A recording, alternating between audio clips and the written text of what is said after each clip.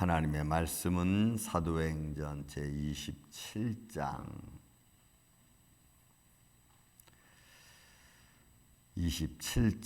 1절로부터 8절에 이르는 말씀까지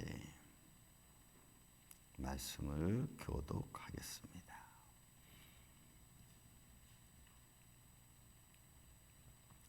우리가 배를 타고 이달리아에 가기로 작정되매 바울과 다른 죄수 몇 사람이 아우구스도 대의 백부장 율리오란 사람에게 맡기니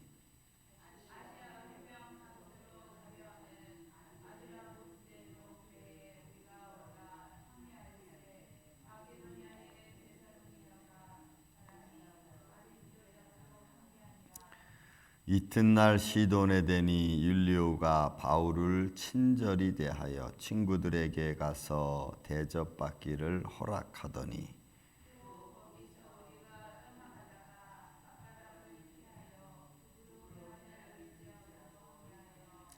길리기아와 밤빌리아 바다를 건너 루기아의 무라시에 이르러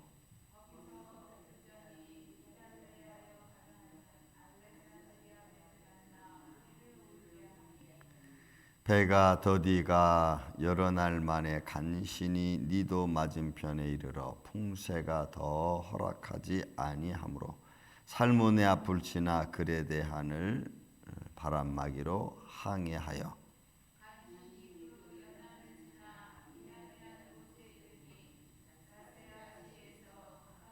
아멘. 자, 바울의 여정, 바울의 1, 2, 3차 전도 여행이 있고, 근데 마지막 예루살렘에서 로마로 가는 항해 과정에 있는 거죠.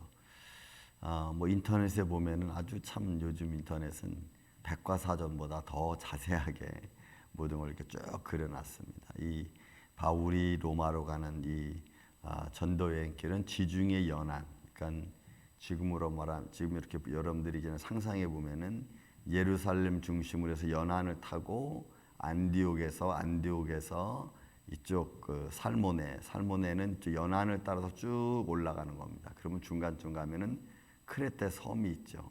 그러니까 위로 올라니까 우리 눈에서 보면은 동쪽에서 서쪽으로 옮겨가는 겁니다. 지중해 연안을 타고 쭉 이렇게 올라갔다가 그레네 섬 밑에서 밑으로 내려와서 미항이라는 곳에 통해서 이렇게 쭉 가는 겁니다. 그러면 이제 시칠리아가 있고 로마가 있죠. 그건 과정. 그러니까 배를 타고 이제 그레데 섬 쪽으로 이렇게 가고 있는 이런 해 연안을 따라서 가는 겁니다. 그 연안을 따라가는 것은 지중해가 워낙 크니까 이제 잘못하면 풍랑을 만나고 또 풍랑을 만나면 힘드니까 연안을 따라 움직이는 그런 모습에서 지금 이걸 그리고 있습니다. 자, 한번 말씀 보죠.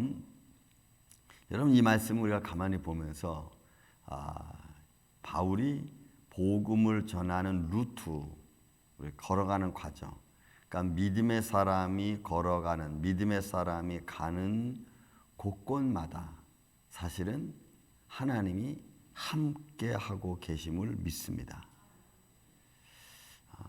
저는 아무튼 최근에 와서라기보다 벌써 한참 됐지만 그냥 내가 할 수 있는 일은 내게 주어진 일을 그냥 이렇게 하는 것밖에 없어요. 뭐 아침에 일어나서 뭐 밥을 짓고 밥을 먹고 또 출근하면 일하고 또 그다음 끝나면 다시 집에 오고 뭐 이런 거죠. 어떤 내 꿈이 내 꿈대로 되어지기보다는 하나님의 손길 안에서 꾸어지는 어떤 비전, 하나님의 복음의 역사를 통해서 이루어가는 과정 속에 있는 나. 그러니까 내 가정 속에 하나님이 계신 것도 맞겠지만 그러나 반대로 하나님의 과정 속에 내가 있는 것이 훨씬 더 안정적이다라고 하는 거죠. 그래서 내 뜻이 이루어지기 전에 하나님의 뜻이 먼저 이루어지는 것이 우선이라는 거죠. 근데 우리는 내가 살아가는 과정 속에 하나님이 머물러 있기를 원하는 거예요. 그래서 우리는 실망과 좌절과 어려움을 더 많이 겪는 거죠. 반대로 하나님의 뜻 안에 내가 있어야지 우리가 덜 실망하고 하나님 뜻에 나를 맡길 수 있는 마음이 훨씬 많습니다. 여러분은 어떠세요? 저는 그동안 내가 실망하고 좌절한 것을 가만히 보면은 내가 가는 길에 하나님이 그때그때마다 역사해 주기를 바라는 마음으로 살아왔던 것 같아요. 그래서 그게 안 되면 실망하고 좌절하고 또 막 괴로워하고 어려워하고. 그러니까 내 뜻이 이루어지길 원하는 거였지 하나님의 뜻이 이루어지는 것이 아니었다는 거죠. 가만히 돌아온 날들을 이렇게 생각해 보면. 그래서 여러분 다시 말씀드리지만 내가 가는 길에 하나님이 역사해 주는 것 틀린 말은 아닙니다. 그렇지만 그보다 더 우리가 믿음적인 것은 하나님의 뜻 안에서 내가 살아가야 되는 줄로 믿습니다. 이게 이제 사실은 조금 어렵고 힘든 일이에요. 에이, 목사님 그 말이 그 말 아닙니까? 근데 그 말이 아니에요. 가만히 보니까. 왜요? 내가 할 수 있는 일이 별로 없거든. 정말 별로 없어. 그러니까 바울도 이게 본인이 가는 길이지만 사실은 하나님의 뜻을 이루어가는 속에 하나님의 뜻이 이루어지는 그 속에 바울이 있는 거죠. 지금 왜? 하나님이 이랬잖아요. 바울아, 너는 로마에 가서도 담대히 내 말 전할 거니까 너 담대하라. 그러니까 지금 로마로 가게 만드는 하나님의 큰 뜻 안에서 바울이 지금 움직이고 있는 거거든. 그래서 여러분 우리는 이런 말씀들을 우리가 볼 때에 이게 복음하고 무슨 상관이 있지? 이렇게 보기보다는 하나님이 바울을 로마로 보내는 과정 속에 바울이 지금 그 여정을 가고 있는 거니까 이 안에서도 하나님의 뜻이 하나님의 영광이 같이 머물러 있는 줄로 믿습니다. 이게 놀라운 것 같아요. 이게. 자, 보죠. 자, 바울이 지금 이달리아에서 배를 타고 지금 작정함에 바울과 다른 제수 몇 사람이 아우구스도 대의 백부장 율리오란 사람에게로 맡겨집니다. 그러니까 인계되는 거죠. 버니게와 아그리빠와 버니게의 신문을 받고 난 뒤에 이제 로마로 가기 위해서 사람 다시 이제 배 항구를 통해 율리오라는 사람한테 맡겨지는 백부장한테 맡겨지는.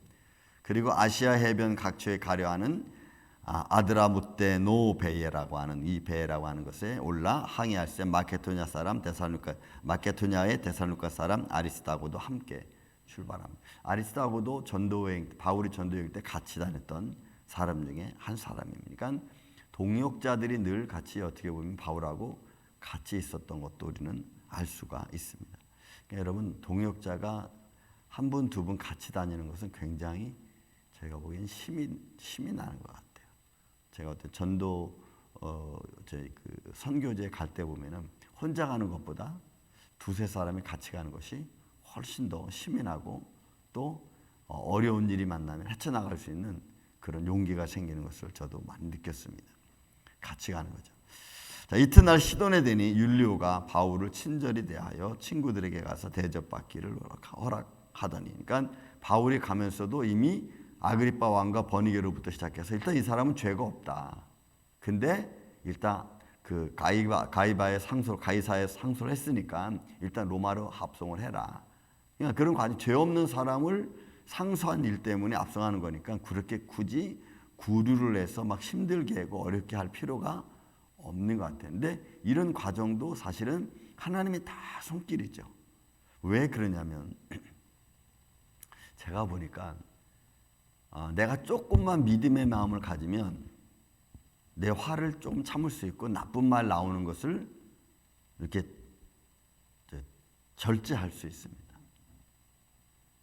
그런데 믿음의 마음이 우리가 갖고 있지 않으면 그냥 내 감정대로 막 다 쏟아낸다는 거죠. 그래서 제가 옛날 아주 오래전에 설교한 것 중에 이중간첩이라는 제목을 달고 제가 설교를 한 적이 있어요. 이중간첩. 왜냐하면 내가 내 자신을 바라볼 때 그런 것 같았어요. 나는 정말 못났고 분노가 막 치밀어 오르고 막 속상하고 그리고 어떨 때는 막 정말 힘든데 다 감추고 사는 것 같은 거예요. 여러분 어떠세요? 다 감추고 사는 것 같아. 내가 변화된 게 아니고 감추고 사는 것 같아. 그런 느낌이 확 왔어요.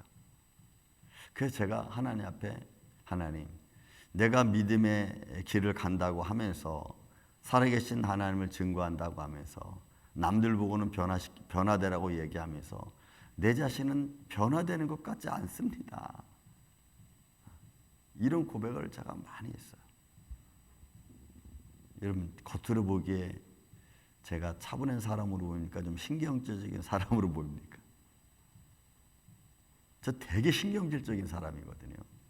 그리고 아주 막 예민하고, 그리고 까칠고.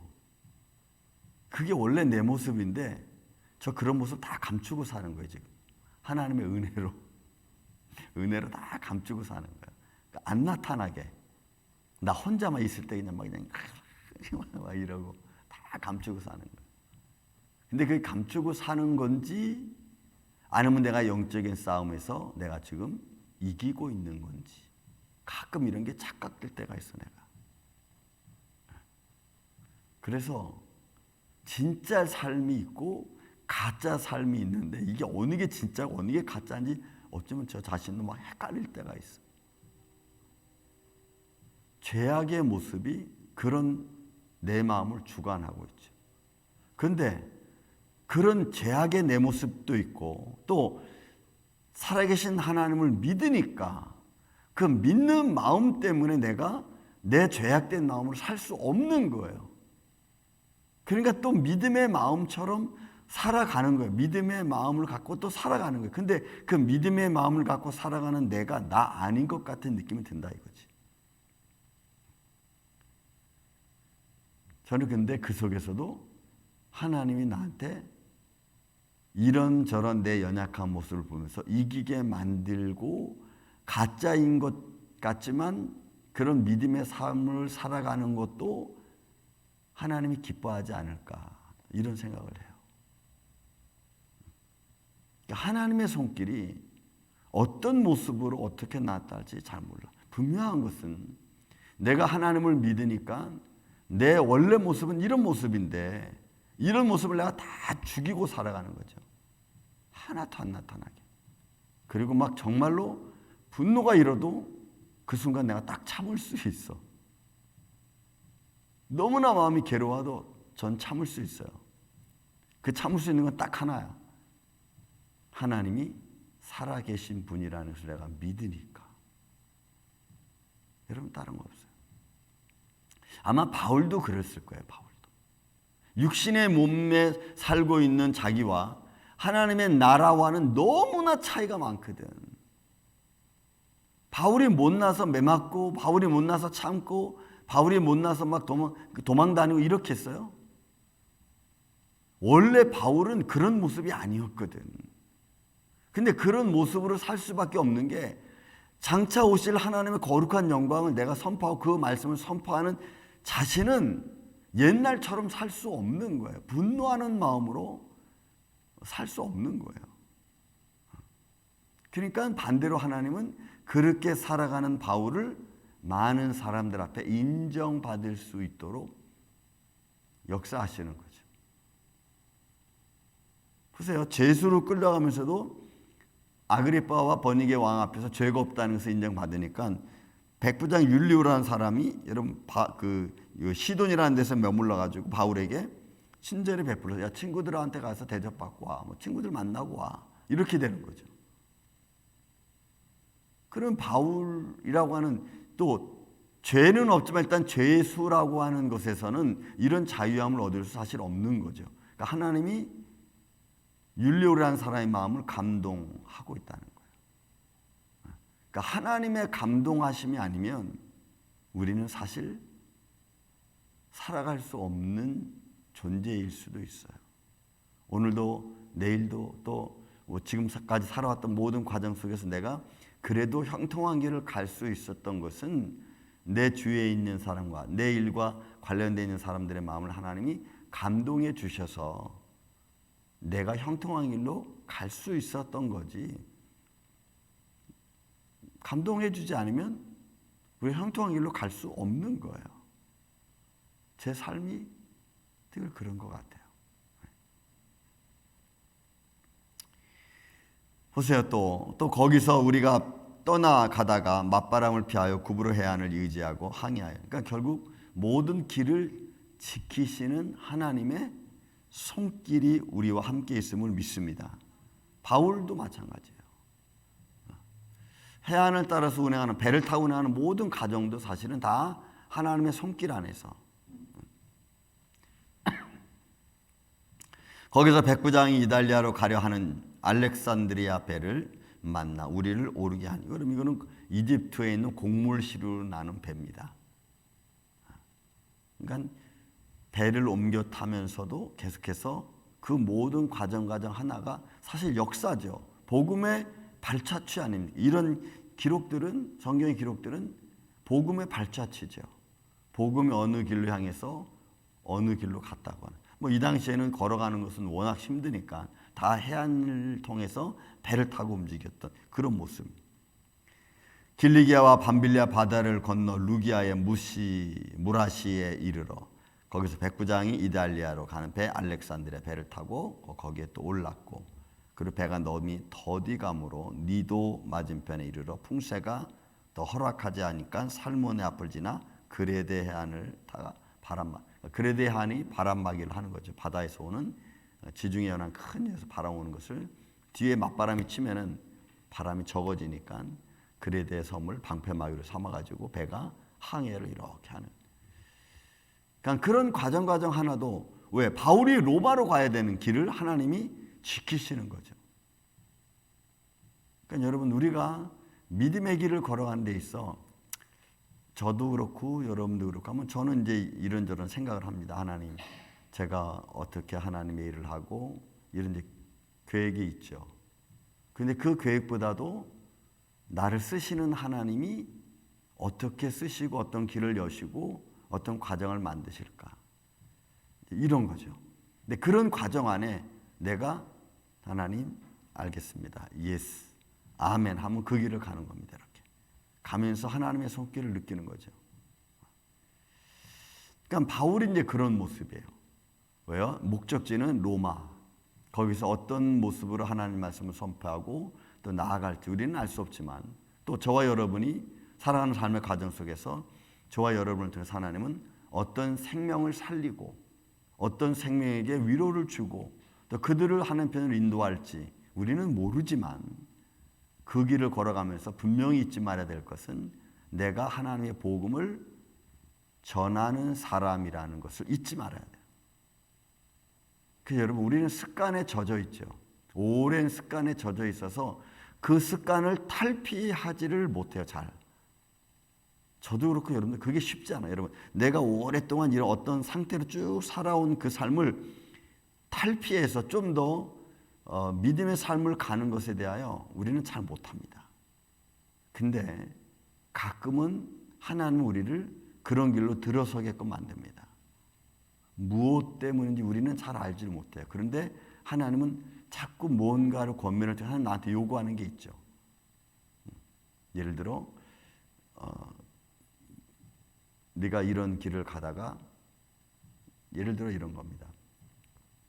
제가 이제 우리 교회 이제 학교를 좀 할까 이런저런 막 이제 알아보는데 이거 걸리고 저거 걸리고 뭐 걸리는 게 너무 많아. 그래서 이제 뭐 신학교도 좀 어떻게 좀 해보고 막.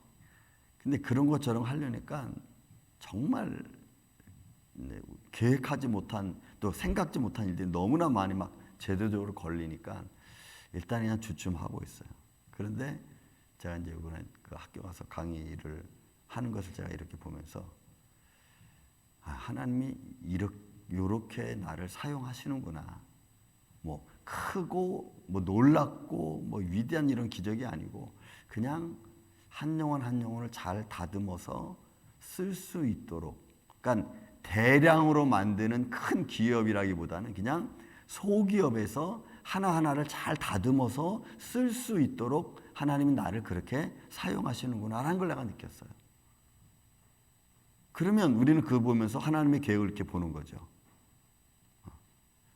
나는 내가 하나님 안에서 일할 때 세상으로 말하면 대기업이 있기 전에 그냥 소기업이구나. 근데 거기서 정말 정금과 같이 나올 수 있도록 다듬어서 만들어내는 사람.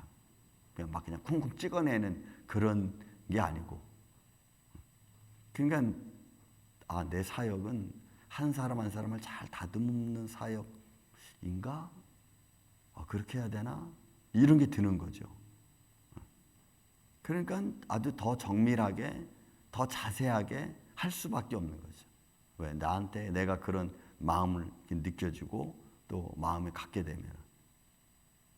그러니까 한 사람 한 사람을 세워가는 거예요. 그러니까 바울도 하나님의 복음을 전하면서 자기에게 주어진 사역이 있잖아요. 근데 그 사역은 복음을 널리 선포하는 사역이 바울의 사역인 것 같아. 그러니까 이렇게 많은 지역을 다니면서 복음을 선포하고 그 복음 선포할 때 거기에 또 여기 군데군데 이렇게 하나님의 거룩한 성령 역사가 일어나고 그 기록된 성령 역사 때문에 또 새로운 일이 벌어지잖아요. 오늘도 바울을 통해 역사하신 하나님의 손길이 오늘도 저와 여러분의 손길을 통해서 하나님의 영광이 아름답게 증거되어지고 또 작은 곳에서 아주 세밀하게 터치하신 하나님의 손길로 여러분들의 믿음이 강건해지는 오늘 복된 한날 되시기를 예수님의 이름으로 축원을 드립니다. 사랑과 은혜가 많으신 아버지 하나님 감사합니다. 하나님의 손길 안에서 우리가 잘 다듬어진 주님의 용사들이 되기를 원합니다.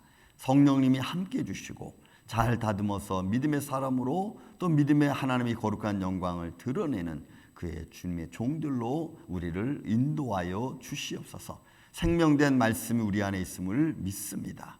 주님께서 오늘도 우리에게 주어진 일들을 믿음으로 감당할 때 하나님의 거룩한 영광이 우리 안에서 아름답게 열매 맺게 하여 주시고 주님이 기뻐하시는 일만 행할 수 있도록 주님 도와 주시옵소서.